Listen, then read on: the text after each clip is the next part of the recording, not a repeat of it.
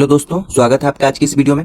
आज के वीडियो में हम लोग सीखेंगे गणित के अध्याय 1.1 का जो 3 क्वेश्चन है नए वाले एनसीईआरटी बुक से, वो कैसे उन तीनों क्वेश्चन को हल करेंगे वही आज के वीडियो में सीखेंगे। ठीक है, हमारा पहला क्वेश्चन दिया गया है, सिद्ध कीजिए कि √5 एक अपरिमेय संख्या है। ठीक है, इसको हम लोग बहुत ही आसान तरीकों से सिद्ध करेंगे कि कैसे √5 एक अपरिमेय संख्या। अगर आप लोग को इस तरह के क्वेश्चन को हल करने में दिक्कत होता है तो इस वीडियो को देखिए। वीडियो को देखने के बाद आप लोग आसानी से इस तरह के क्वेश्चन को हल कर पाएंगे। ठीक है, यहाँ पे हमारा क्वेश्चन है √5 एक अपरिमेय संख्या है, इसको सिद्ध करना है।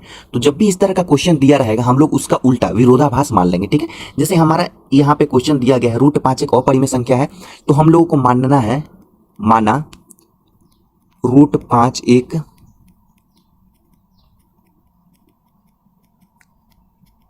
परिमेय संख्या है, ये हम लोग को मानना होता है। ये रूल होता है कि इस तरह के क्वेश्चन को हल करने के लिए आप लोग उसका उल्टा मानिए, फिर बाद में अपनी ही बात को गलत कर देने से पता चल जाता है कि हाँ √5 एक परिमेय संख्या नहीं है तो क्या है, अपरिमेय संख्या है। ठीक है, √5 एक अपरिमेय संख्या हम लोगों ने मान लिया। ठीक है, तो परिमेय संख्या का क्या एक रूल होता है कि परिमेय संख्या किसी भिन्न के रूप में लिखी जा सकती है। जैसे ये हमारा √5 है तो इसको a/b के रूप में हम लोगों ने लिख दिया। ठीक है, और a और b इसकी कंडीशन क्या होगी, ये a और b का एक के अलावा कोई और गुणनखंड नहीं होगा, क्योंकि √5 जो है वो हमारा परिमेय संख्या है और परिमेय संख्या a/b के रूप में है। a और b का एक के अलावा कोई और गुणनखंड नहीं होगी। या यह भी कह सकते हैं कि a या b यह दोनों सहभाज्य है। ठीक है, यहां पे लिख देते हैं a और b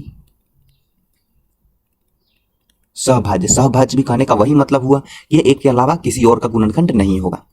ठीक है, हम लोगों ने इस यहां पे लिख दिया। ठीक है, यहाँ पे √5 है, यहाँ पे नीचे में भी है, इसको एक साथ करेंगे तो √5 और b हो जाएगा बराबर a हो जाएगा। ठीक है, अब इसको दोनों को हम लोग को दोनों तरफ वर्ग करना है। √5 b का वर्ग हो जाएगा, यहाँ पे a का वर्ग हो जाएगा। यहाँ पे कितना आ जाएगा, √5 का वर्ग हो जाएगा 5 और b का वर्ग हो जाएगा b² बराबर a² हो जाएगा यहाँ पे। ठीक है, तो यहां से हमारा क्या निष्कर्ष निकलता है कि a का वर्ग या पावर 2 यहाँ पे है, इस 5 से विभाजित होगा। कैसे होगा, देखो 5 को अगर b के वर्ग के रूप में गुना करने पर, 5 को अगर b के वर्ग के रूप में हम लोग गुना कर रहे हैं ना, गुना करने पर a का वर्ग यानी 5 से हम a को वर्ग को विभाजित कर सकते हैं। 5 से हमें a का वर्ग को विभाजित कर सकते हैं। ठीक है, तो उसके लिए यहाँ पे कंडीशन हम लोग लिख देते हैं, 5a का वर्ग को विभाजित करता है, तो 5a को भी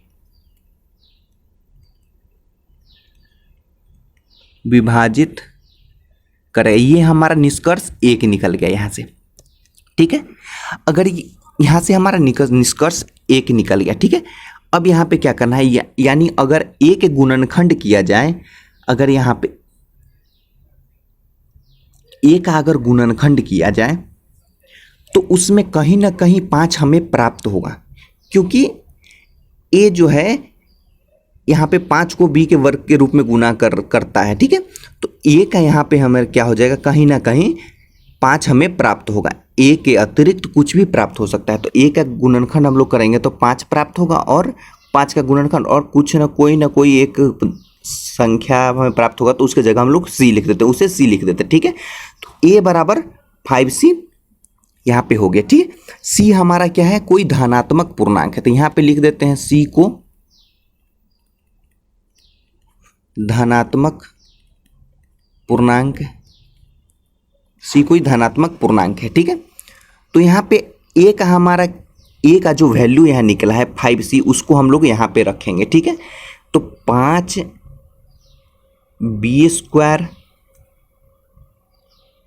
बराबर 5c का स्क्वायर हो जाएगा। ठीक है, यहाँ पे a का वैल्यू हम लोग रख देते हैं तो इतना हो जाएगा। अब 5b² तो ये 5b² ही रह जाएगा और 5 का यहाँ पे स्क्वायर करना है तो 25 और c², इस 5 से ये 5 कट जाएगा 5 बार में, तो यहाँ से b² का जो मान है वो कितना निकला है, हमारा b² का मान 5c², ये हमारा b² का मान है। तो इसी समीकरण को हमें यहाँ से क्या निष्कर्ष पता चलता है कि जो b² है ये 5 से विभाजित होगा। ये जो b² है ये 5 से विभाजित होगा। अगर अगर 5 b² को विभाजित करेगा इसका मतलब 5b को भी विभाजित करेगा। तो यहाँ से हमें एक और निष्कर्ष निकलता है, 5v² को विभाजित करता है, 5b² को विभाजित करता है, इसका मतलब 5b को भी विभाजित करेगा। ये हमारा निष्कर्ष नंबर 2, यहाँ से निष्कर्ष नंबर हमें निकल गया। ठीक है, अब यहाँ पे चूंकि 2 निष्कर्ष हमें प्राप्त हो चुका है, 1 और 2, अब इन दोनों निष्कर्ष से हमें निकालना है कि क्या होता है। देखिए यहाँ पे लिख देते हैं। यहाँ पे पहला निष्कर्ष हमें प्राप्त हुआ है 5a² को विभाजित करेगा, यहाँ से प्राप्त हुआ 5b² को विभाजित करेगा, मतलब 5a को विभाजित करेगा, 5b को विभाजित करेगा, 5 जो है हमें, तो पहला व दूसरा से 5a और b दोनों को विभाजित करता है। यह विरोधाभास हमारी गलत कल्पना के कारण प्राप्त हुआ। ठीक है, क्यों गलत कल्पना के कारण प्राप्त हुआ हमारा ये 1 और 2 जो है, इसे निष्कर्ष से हमें पता चला कि 5a और b दोनों को विभाजित करता है। लेकिन जब हमने क्वेश्चन को शुरू में यहाँ पे माना था तो क्या लिखा था, a और b दोनों सहभाज्य है, ये एक से ही सिर्फ गुणनखंड है, मतलब दूसरे से एक गुणनखंड में नहीं आएगा। ठीक है, तो शुरू में हम लोगों ने जो माना कि एक परिमेय संख्या है a/b के रूप में है, ये सहभाज्य है, लेकिन यहाँ पे हमें पता चलता है कि 5 जो है a और b दोनों से विभाजित है। मतलब ये हमारा ऊपर वाला जो माने थे हम लोग और नीचे जो अभी हम लोग को फाइंड करके आए, ये दोनों गलत हो गया। मतलब ये क्यों गलत हुआ, हमने जो शुरू में गलत कल्पना कर दी कि √5 एक परिमेय संख्या है, उसी के कारण ये गलत कल्पना हमारा हुई। ठीक है, तो इसके इतना लिखने के बाद आपको क्या लिखना है, अतः √5 एक अपरिमेय संख्या है। ठीक है, तो इस तरह के क्वेश्चन को ऐसे ही हल करेंगे। अब दूसरा क्वेश्चन देखते हैं। हमारा दूसरा क्वेश्चन है 3 + 2√5 एक अपरिमेय संख्या है, तो इसको भी उसी तरह हम लोग मान लेते हैं। माना 3 + 2√5 एक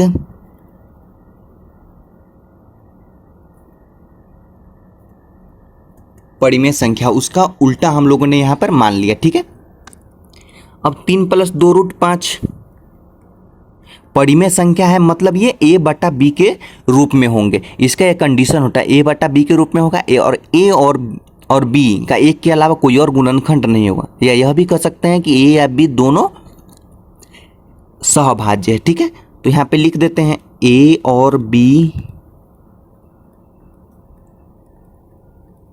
सहभाज्य है। ठीक है, अब इसको 2√5 बराबर a/b, और यहाँ पे प्लस में था तो यहाँ पे आ जाएगा तो माइनस में हो जाएगा। फिर ये 2√5 हो जाएगा बराबर a - 3b और बटा b, इसका एलसीएम लेंगे तो हो जाएगा। फिर यहाँ से √5 हो जाएगा बराबर a - 3b बटा b, और यहाँ पे गुना में था, इधर आके हो जाएगा भाग में।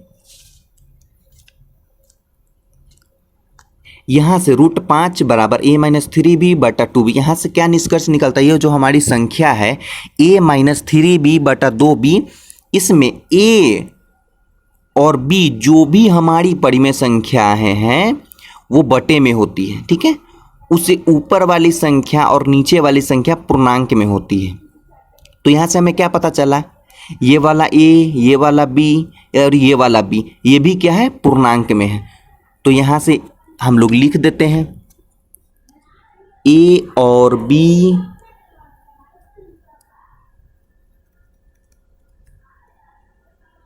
पूर्णांक है, तो a - 3b बटा 2b यह परिमेय होगी।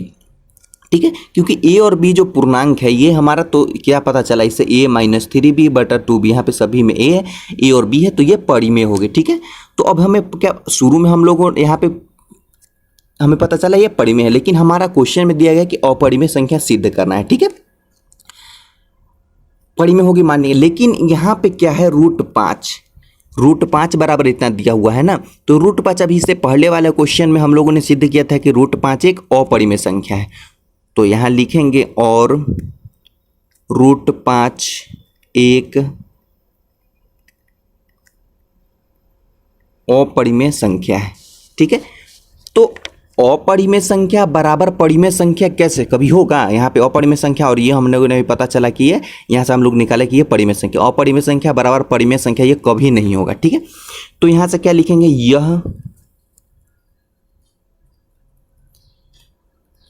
विरोधाभास हमारी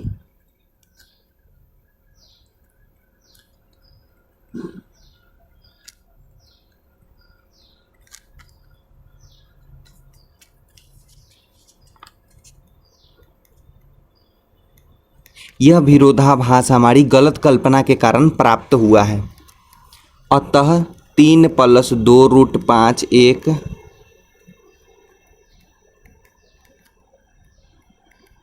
अपरिमेय संख्या है। ठीक है, अब हम लोग तीसरे क्वेश्चन को हल करते हैं। तीसरा क्वेश्चन दिया गया, सिद्ध कीजिए कि निम्नलिखित संख्याएं अपरिमेय संख्या है। पहला है इसमें 1/√2, ये क्या है, अपरिमेय संख्या सिद्ध करना है। तो इसमें हम लोग सिद्ध माना 1/√2, उसका उल्टा मानना है, परिमेय संख्या अपरिमेय सिद्ध करना है तो हम लोग परिमेय संख्या मानेंगे। माना 1/√2 परिमेय संख्या है। ठीक है, तो परिमेय संख्या क्या है, a/b या p/q के रूप में होता है। तो a/b हम लोग लिख लिए, जहां पे a और b क्या हो जाएगा, सहभाज्य है हो जाएगा। ठीक है, a और b सहभाज्य हो जाएगा। इसके बाद इन दोनों को एक साइड करते हैं, यहां से b एक साइड होगा, b हो जाएगा और √2a एक साइड हो जाएगा। अब इन दोनों का क्या करना है, वर्क करना है, दोनों साइड में वर्क करना है। तो यहाँ पे कितना हो जाएगा, b² बराबर √2 का हो जाएगा 2 और a का a²। ठीक है, यहाँ से हमें क्या पता चलता है कि जो b का वर्ग या पावर 2 है वो इस 2 से विभाजित होगा। कैसे होगी, देखो 2 और a के वर्ग में गुना करने पर 2 और 1 को b के वर्ग के गुना करने पर बनता है। b का वर्ग यानी 2 से हम b को विभाजित कर सकते हैं। तो यहाँ पे 2 b के वर्ग को विभाजित करेगा। ठीक है, यहाँ पे लिख देते हैं 2 b के वर्ग को विभाजित करता है। अगर 2 b के वर्ग को विभाजित करता है तो 2b को भी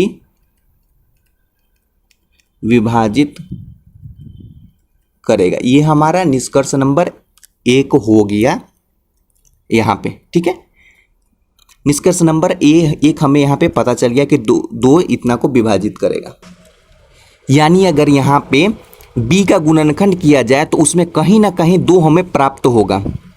2 के अतिरिक्त कुछ भी प्राप्त हो सकता है, उसे हम c लिख देते हैं। ठीक है, तो यहाँ पे लिखते हैं b = 2c। c कोई हमारा धनात्मक पूर्णांक होगा यहाँ पे। ठीक है, c कोई पूर्णांक है, ऐसा हम लोग लिख देते हैं। ठीक है, अब इस वाले b वाले यहाँ पे है जो इसको ये जो वैल्यू है हमें, हमारे b का जो मान है इसको पुट करेंगे यहाँ के b के स्थान पर। ठीक है, तो b के जगह पर पुट होगा 2c, तो 2c अब स्क्वायर है तो 2a²। ठीक है, यहां से हमारा कितना हो जाएगा, 4c² बराबर 2a², 2 से ये कट जाएगा 2 बार में, तो 2c² बराबर a² यहाँ पे हो जाएगा। ठीक है, इतना हो गया। अब यहाँ पे क्या होगा, ये भी हमारा वैसे ही, यहाँ पे इस समीकरण से हमें पता चलता है, निष्कर्ष निकलता है कि ये a² जो है ये 2 से विभाजित होगा। ठीक है, अभी लिखते हैं 2 जो है a² को विभाजित करता है, तो 2a को भी विभाजित करेगा।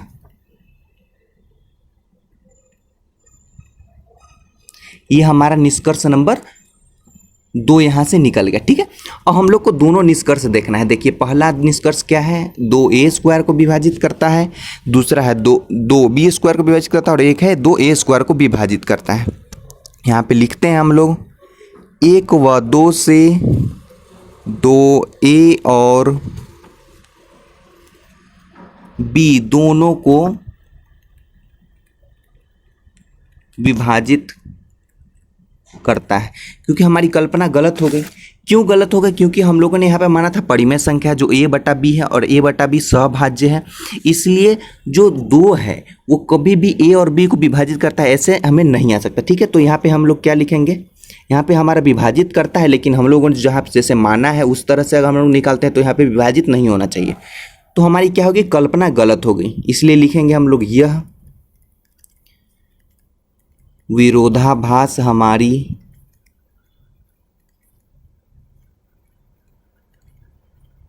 गलत कल्पना के कारण प्राप्त हुआ है। ठीक है, इसलिए अतः 1/2 एक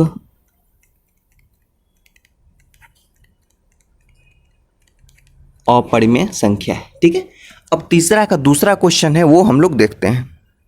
यहाँ हमारा उसका सेकेंड नंबर क्वेश्चन है 7√5 एक अपरिमेय संख्या सिद्ध करना, तो इसको भी उसी तरह लिखेंगे, माना 7√5 परिमेय संख्या, जो भी सिद्ध करना रहेगा उसका उल्टा हम लोग लिखेंगे। ठीक है, तो 7√5 ये a बटा b के रूप में हो जाएगा, और a और b को क्या लिखेंगे, यह सहभाज्य है। ठीक है, यहाँ से √5 हम लोग निकालते हैं तो a बटा b हो जाएगा, यहाँ पे गुना में है तो यहाँ पे आके नीचे भाग में हो जाएगा। ठीक है, यहाँ से हमें क्या पता चलता है, a और b पूर्णांक है, क्योंकि परिमेय संख्या तो पूर्णांक है ना, तो a बटा 7b परिमेय होगी, और चूंकि a और b दोनों पूर्णांक में है, परिमेय संख्या में a और b क्या होता है, वो पूर्णांक में ही होता है। ठीक है, क्योंकि हम लोगों ने परिमेय संख्या माना है, तो a बटा 7b क्या हो जाएगा, वो परिमेय संख्या हो जाएगा। और लेकिन यहाँ पे √5 है, ये हम लोग को पता है कि ये अपरिमेय संख्या होता है, तो लिखेंगे √5 एक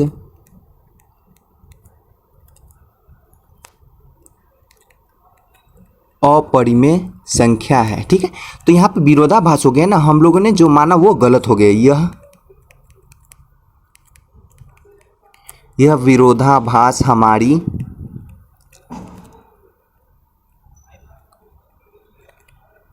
गलत कल्पना के कारण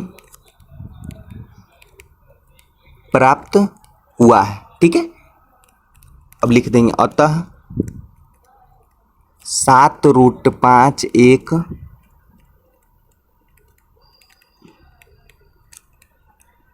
अपरिमेय संख्या है। ठीक है, अब तीसरा क्वेश्चन देखते हैं। यहाँ पे तीसरा क्वेश्चन दिया गया 6 + √d, ये अपरिमेय सिद्ध करना है, तो उसको भी लिखेंगे, माना 6 जोड़ √2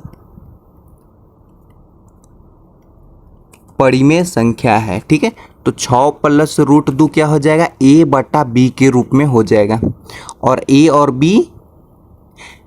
b एक के अलावा कोई और का गुणनखंड में नहीं आएगा। ठीक है, तो a और b क्या हो जाएगा, सहभाज्य है। ठीक है, यहाँ से √2 हम लोग निकालेंगे तो a बटा b हो जाएगा, यहाँ पे जोड़ में था तो यहाँ पे घटाव में आ जाएगा। ठीक है, और हमें क्या पता चलता है यहाँ से कि a और जो b है ये पूर्णांक है, क्योंकि परिमेय संख्या में a और b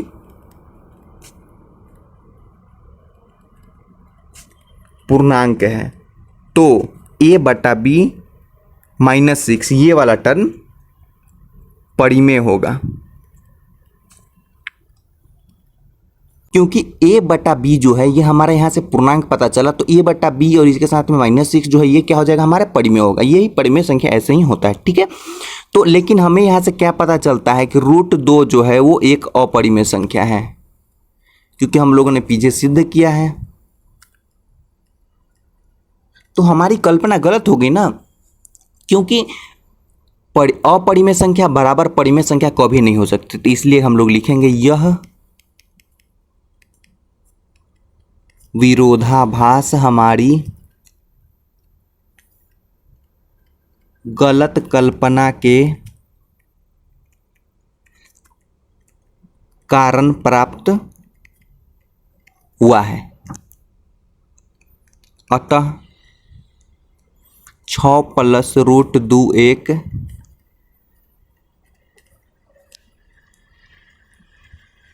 अपरिमेय संख्या है। ठीक है, तो जो हमें प्रूव करना था वो यहाँ से प्रूव हो गया कि 6 प्लस रूट 2 एक अपरिमेय संख्या। ठीक है, इस तरह के क्वेश्चन में अगर कभी भी आपको बोलता है कि अपरिमेय संख्या प्रूव करना है तो उसका उल्टा लेकर परिमेय संख्या लेकर आप लोग प्रूव कर सकते हैं। ठीक है, बाद में वो हम अपने ही बात को गलत ठहरा देते हैं और बोल देते हैं कि हाँ ये संख्या परिमेय संख्या नहीं है, मतलब अपरिमेय संख्या है। ठीक है, तो गणित के चैप्टर 1 का चैप्टर 1.1 और 1.2 का ये दोनों आपका समाप्त हो चुका है। अगर इस वीडियो में कोई भी दिक्कत होता है तो आप कमेंट कीजिए, कमेंट में आपको ज़रूर से उसका सॉल्यूशन दिया जाएगा। ठीक है, और ये अगर ये वीडियो आपको अच्छा लगता है तो अपने दोस्तों के साथ ज़रूर शेयर करें और चैनल पर नए हैं तो चैनल को ज़रूर सब्सक्राइब करें।